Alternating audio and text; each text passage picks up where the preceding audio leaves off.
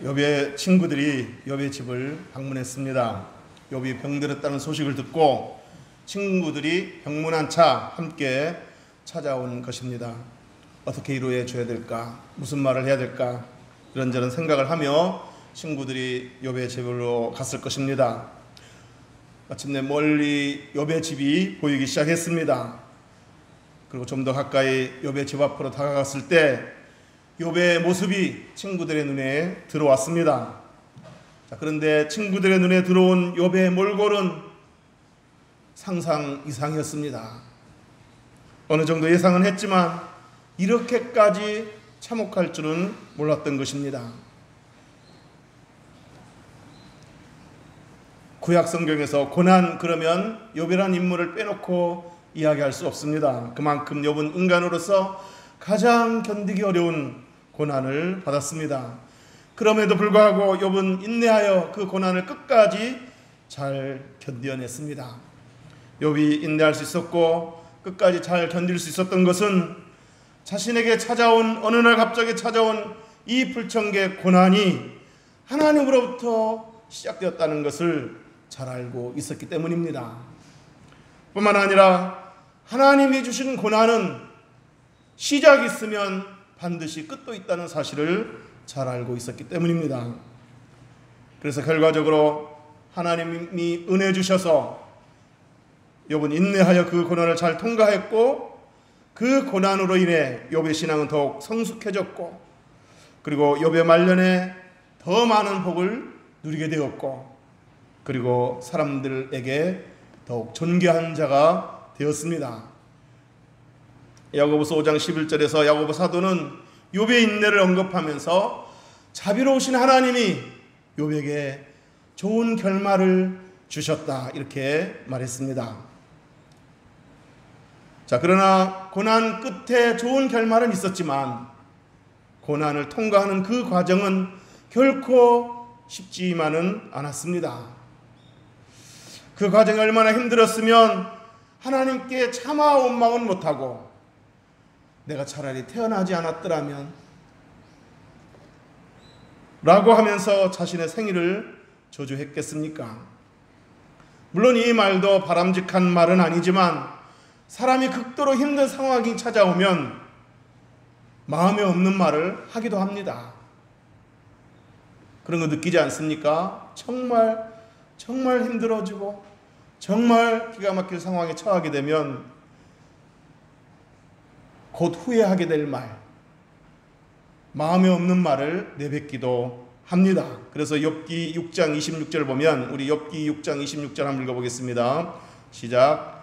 너희가 남의 말을 꾸짖을 생각을 하나 실망한 자의 말은 바람에 날아가느니라. 아멘. 여기 보면 실망한 자의 말은 바람에 날아간다 그랬습니다. 이 말은 사람이 너무나 낙심이 되면 너무나 실망이 크면 그 고난이 너무 극심하면 때로는 곧 후회하게 될 말, 내가 이렇게 내뱉고서도 내가 왜 이런 말을 했지 하고 후회하게 될 말을 하고 정말 마음속에 없는 말을 하기도 한다는 의미입니다. 그러므로 낙심한 자의 말을 듣고 꼬투리 잡아서 꾸짖을 생각을 하면 안 된다는 얘기입니다.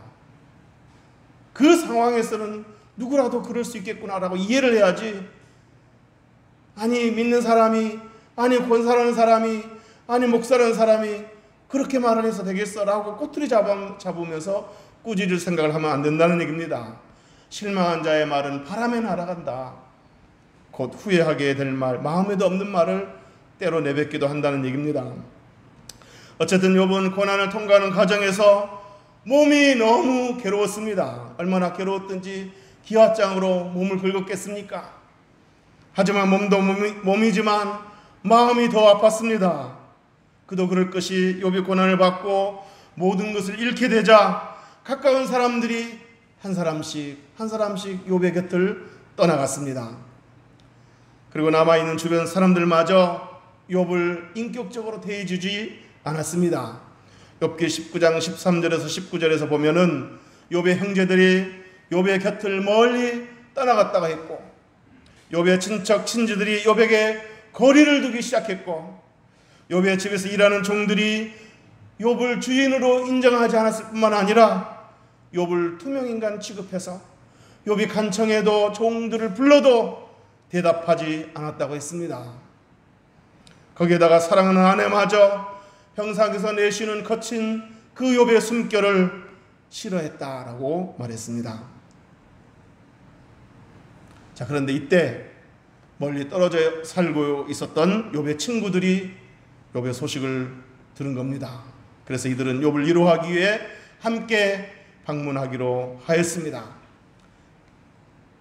연예인 김조등 씨가 오래전에 톡투유라는 그 토크 프로그램에서 가장 큰 위로는 시간을 선물하는 것이다 라고 말했다고 합니다.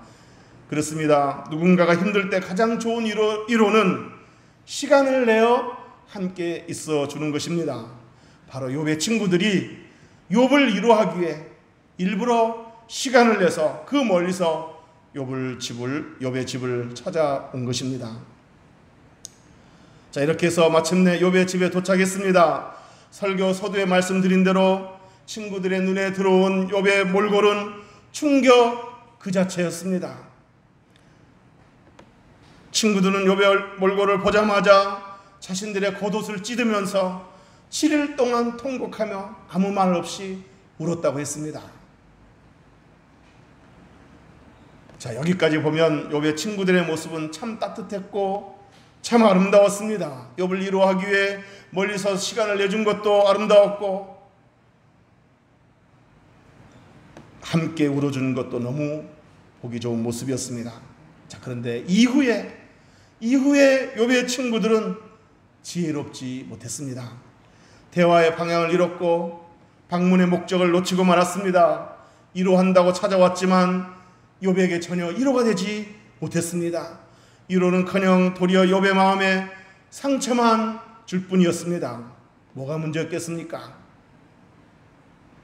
거기에는 몇 가지 이유가 있었습니다. 첫째로 욥의 친구들은 욥의 고난보다는 욥에게 당면한 그 아픔보다는 욥이 고난을 받은 이유에 집착했습니다. 왜 욥이 고난받았을까? 그 이유에 집착했다는 겁니다. 친구들은 욥이 고난을 받은 이유가 필시 욥의 범죄 때문일 것이라고 단정을 하고 욥을 정죄하고 훈계하기에만 바빴습니다. 욥기 11장 14절을 읽어보겠습니다. 시작. 내 손에 죄악이 있거든 멀리 버리라. 불의가 네 장막에 있지 못하게 하라. 아멘. 네 손에 죄악이 있거든 멀리 버리라. 친구들이 하는 말입니다. 네 손에 죄악이 있거든 멀리 버리라. 불의가 네 장막에 네 집에 있지 못하게 하라. 자, 이 말은 네가 고난을 받는 이유가 바로 네가 저지른 범죄 때문이 아니겠느냐. 그러니 죄악을 버리라 라고 정죄하며 훈계했습니다. 욥기 12장 4절에서 11절에서도 보면은 욥의 친구들이 욥을 다음과 같이 정죄하기 시작하는데 친구들의 생각은 이러했습니다. 욥아, 네가 평소에 살면서 헐벗은 자의 의복을 벗겼고 목마른 자에게 물을 마시게 하지 아니하였고 줄인 자에게 음식을 주지 않았고 네 권세를 가지고 토지를 빼앗고 과부와 고아를 돌보지 않았던 것이 아니냐. 그래서 이 고난이 너에게 찾아온 것이 아니냐라고 몰아세웠습니다. 그러나 욥의 친구들의 그 주장과는 달리 하나님과의 그 수직적인 관계에서 의롭게 살려고 애를 썼을 뿐만 아니라 이웃과의 수평적인 관계에서도 선하게 살려고 애를 쓰는 사람이었습니다. 욥기 29장 7절에서 17절을 보면 욥은 평상시 빈민들의 부르짖음을 예면하지 않았다고 했고 고아와 과부들을 많이 도왔다고 했습니다. 그런가 하면 맹인들에게 눈이 되어주고 다리를 저는 사람들에게 발이 되어주었다고 했습니다. 이처럼 욥은 살면서 선행을 많이 베풀었습니다. 물론 그렇다고 해서 욥이 하나님 앞에서 나 죄 없는 의인이야 라고 말할 수는 없습니다. 욥은 자신이 고난을 받게 된 이유가 죄 때문이 아니라고 친구들에게 강하게 주장을 하다 보니까 욥이 하나님 앞에서 자신의 의를 내세우는 꼴이 되어버렸습니다. 그래서 훗날 욥은 하나님, 내가 감히 하나님 앞에서 내 의를 내세웠습니다 라고 회개를 하고 용서를 구했습니다. 자, 그렇지만 욥이 고난을 받게 된 직접적인 원인이 욥의 어떤 특별한 죄 때문은 아니라고 하나님도 인정을 하셨습니다. 자, 그런데도 친구들은 욥이 고난받게 된 이유가 욥의 죄 때문일 것이라고 산정하면서 욥을 정죄하며 이렇게 훈계했습니다. 우리 욥기 22장 21절에서 23절까지 읽어보겠습니다. 시작. 너는 하나님과 화목하라, 평안하라, 그리하면 복이 네게 임하리라. 청하건대 너는 하나님의 입에서 교훈을 받고 하나님의 말씀을 네 마음에 두라. 네가 만일 전능자에게로 돌아가면 네가 지음을 받을 것이며 또 네 장막에서 불의를 멀리하리라. 아멘. 하나님과 화목하라, 이 말은 회개하고 하나님께 용서를 구해서 다시금 하나님과 화목하고 그렇게 해서 하나님으로부터 평안을 얻으라 라고 지금 욥의 친구들은 계속해서 회개하고 하나님으로부터 다시금 모든 것들을 회복되게 간구하라고 욥을 훈계했습니다. 오늘 지금 방금 우리가 읽은 이 말씀, 욥의 친구들이 했던 이 말 자체는 옳은 말들입니다. 사실 이 말 자체는 옳은 말들입니다. 하나님과 화목하고 평안하라. 하나님에 비해서 교훈을 받고 하나님의 말씀을 네 마음에 두라.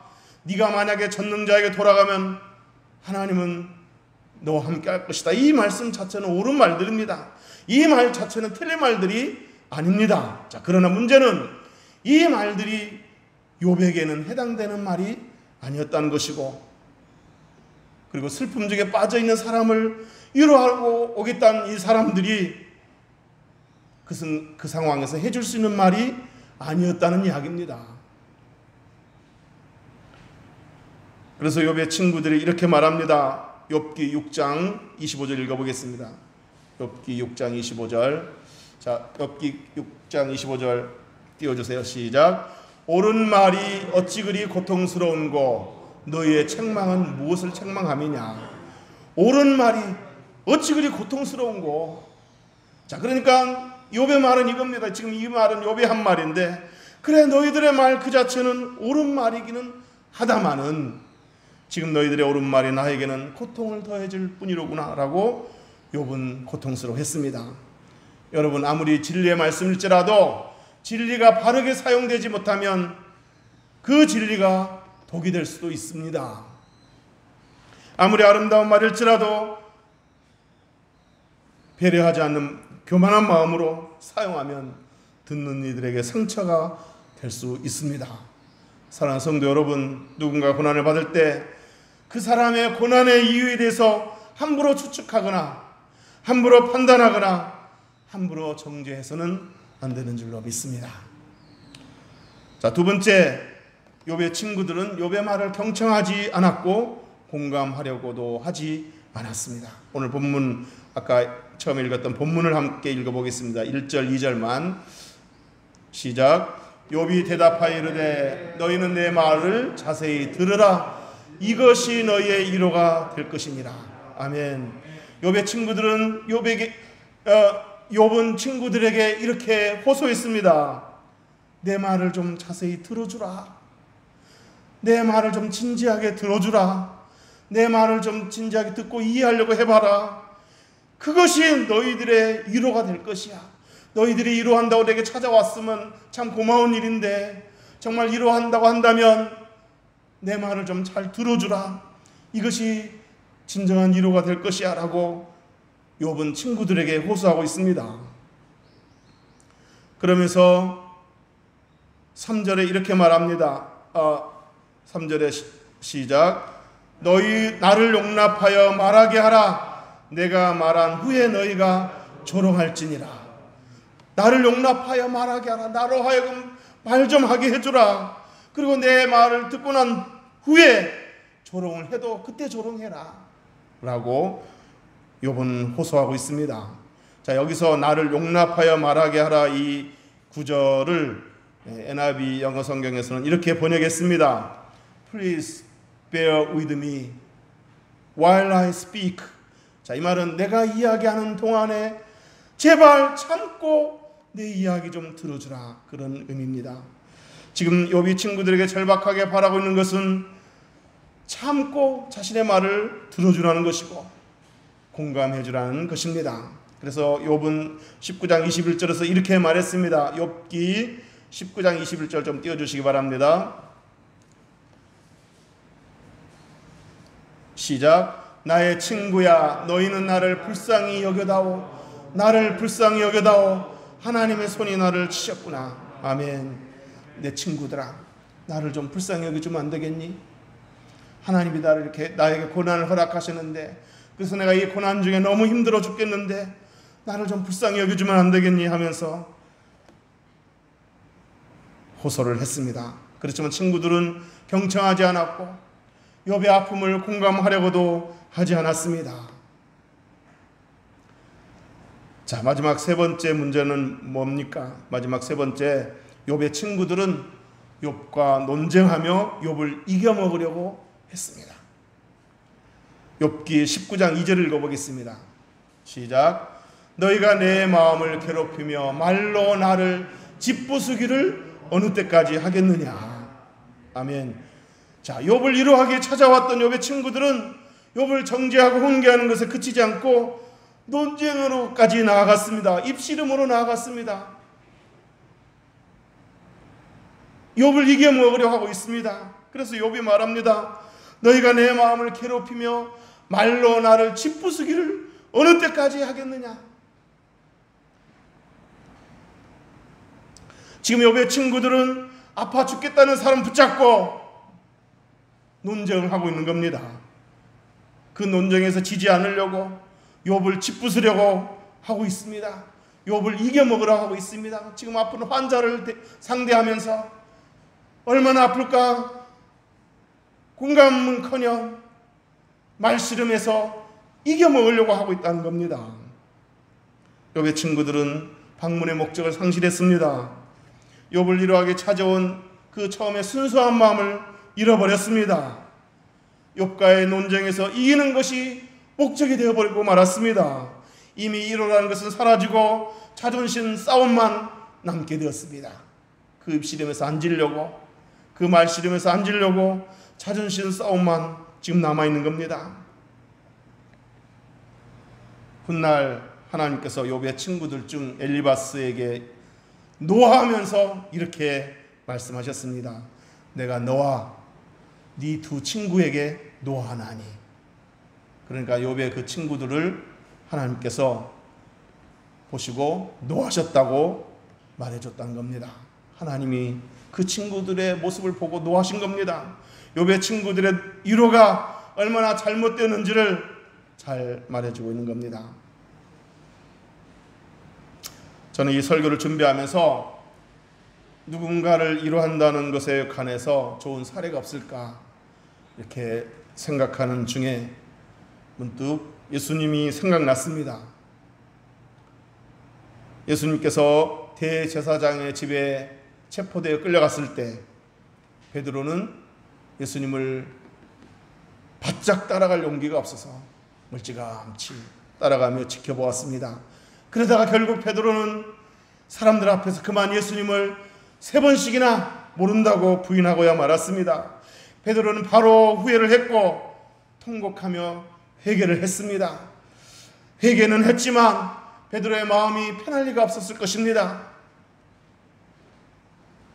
전승에 의하면 베드로는 회개를 한 이후에도 닭 울음소리만 들리면 그 마음이 울적하고 괴로웠다고 합니다. 어쨌든 베드로는 그 후로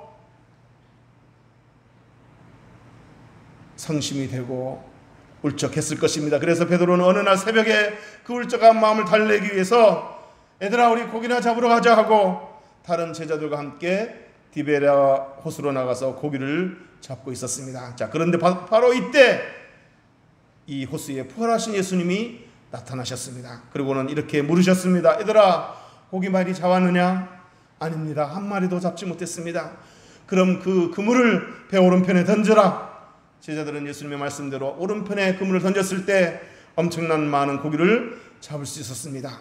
베드로 제자들이 배에 그물을 끌어올리고 육지로 올라왔습니다. 육지로 올라오는 동안 베드로의 마음이 어떠했겠습니까? 예수님이 나에게 뭐라고 말씀하실까? 나는 또 예수님에게 뭐라고 대답해야 하나? 이런저런 생각들이 베드로의 머리를 스쳐 지나갔을 것입니다. 자, 그런데 놀랍게도 육지에 올라와 보니까 예수님께서 생선을 구워놓고 제자들을 기다리고 계셨습니다. 그리고 예수님의 입에서 나온 첫 마디는 이것이었습니다. 와서 조반을 먹어라. 와서 조반을 먹어라. 생선을 구워놓고 기다리고 계셨던 예수님께서 제자들을 향해서 와서 조반을 먹어라 라고 말씀을 하셨던 겁니다. 다른 말씀, 아무 말씀 안 하시고 그저 와서 조반을 먹어라 라고 말씀하셨을 때 거기서 베드로는 안도의 숨을 쉬었을 것입니다. 베드로는 상상을 했을 것입니다. 예수님의 입에서 어찌하여 나를 3번씩이나 부인하고 말았더냐, 그런 말씀이 나올 줄 알았는데 그 말씀 대신에 와서 조반을 먹어라 라고 말씀하셨을 때 베드로는 가슴이 먹먹해졌을 것입니다. 조반을 먹고 나서 예수님께서 베드로에게 물었습니다. 베드로야, 네가 나를 사랑하느냐? 베드로는 대답했습니다. 예, 내가 주님을 사랑하는 줄을 주님이 잘 아십니다 라고 진심으로 고백을 했습니다. 베드로의 실수에 대해서 묻지도 않고 따지지도 않고 그저 조반을 먹으라고 말씀하신 예수님, 그 말씀 한마디가 죄책감과 우울함에 빠진 베드로에게 큰 위로가 되었던 것입니다. 그래야 베드로는 다시금 주님을 뜨겁게 사랑하고 다시금 주님을 위해 뜨겁게 헌신하는 제자가 될 수 있었습니다. 사랑 많으신 우리 예수님은 죄책감과 우울감에 빠진 베드로에게 당장 필요한 것은 책망이 아니라 훈계가 아니라 위로였다는 것을 잘 아셨던 겁니다. 그리고 지혜로우신 예수님은 지금 베드로에게 필요한 것은 다른 어떤 말보다 마음을 열 수 있는 말, 와서 조반을 먹어라, 이 말이 베드로에게 필요하고 베드로에게 큰 위로가 된다는 것도 잘 아셨던 것입니다. 이제 말씀을 정리하겠습니다. 슬픔을 만난 사람에게 말 한마디가, 어떤 말을 해주는 것, 그 말 한마디가 큰 위로가 될 때도 있지만 어떤 때는 말보다는 그저 함께 있어주고 옆에 있어주고 아픈 얘기 들어주고 함께 마음 아파해주는 그런 공감이 큰 위로가 될 때가 있습니다. 어떤 때는 힘내세요 라고 말하는 것이 큰 위로가 될 때도 있지만 또 어떤 때는 많이 힘드시겠네요, 얼마나 힘드셔요 라고 공감해 주는 것이 더 위로가 될 때도 있습니다. 너무 힘들어 기도조차 안 나오는 사람에게 기도하세요, 기도하세요 라고 말하는 것보다 내가 기도해 줄게요, 내가 기도해 줄게요 라고 말하는 것이 더욱 위로가 될 때가 있습니다. 사랑하는 성도 여러분, 누군가를 위로한다는 것은 방법의 문제가 아니고 기술의 문제가 아닌 것 같습니다. 방법은 좀 서툴러도 기술은 좀 부족해도 사랑과 진심으로 다가가는 것, 그리고 그 아픔의 소리를 들어주는 것, 그리고 그 아픔을 공감하며 함께 마음 아파해 주는 것, 이것이 누군가를 위로하는 진정한 위로가 아닐까 싶습니다. 기도하겠습니다.